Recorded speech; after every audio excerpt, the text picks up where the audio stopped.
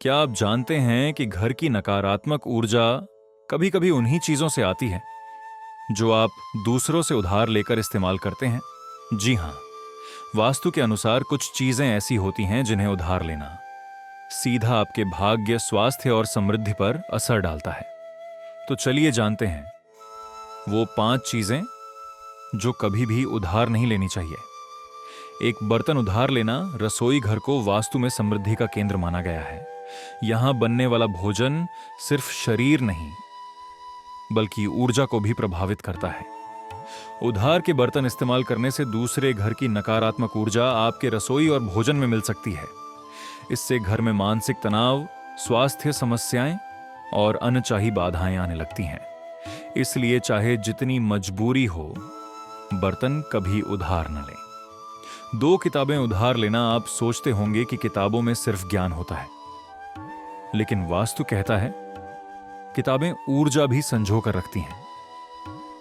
उधार की किताबों में दूसरे व्यक्ति की मानसिक और भावनात्मक ऊर्जा जुड़ी होती है। इससे आपके मन की शांति प्रभावित होती है और कभी-कभी पढ़ाई या करियर में रुकावट भी आती है। इसीलिए जहां तक हो सके किताबें अपनी रखें। 3 दूसरे के गहने पहनना, आभूषण सिर्फ शोभा नहीं बल्कि समृद्धि और सकारात्मक ऊर्जा का प्रतीक होते हैं। अगर आप किसी और का गहना पहनते हैं तो उस व्यक्ति की ऊर्जा, भावनाएं, यहां तक कि उनके जीवन की समस्याएं भी आप तक आने लगती हैं। वास्तु अनुसार यह आर्थिक स्थिति को भी प्रभावित कर सकता है। इसीलिए गहने कभी उधार न लें, खास तौर पर सोने और चांदी के। 4 दूसरे की घड़ी पहनना। घड़ी को समय, प्रगति और जीवन की गति का प्रतीक माना जाता है। अगर आप किसी और की घड़ी पहनते हैं तो उनके समय का प्रभाव आपके ऊपर आने लगता है।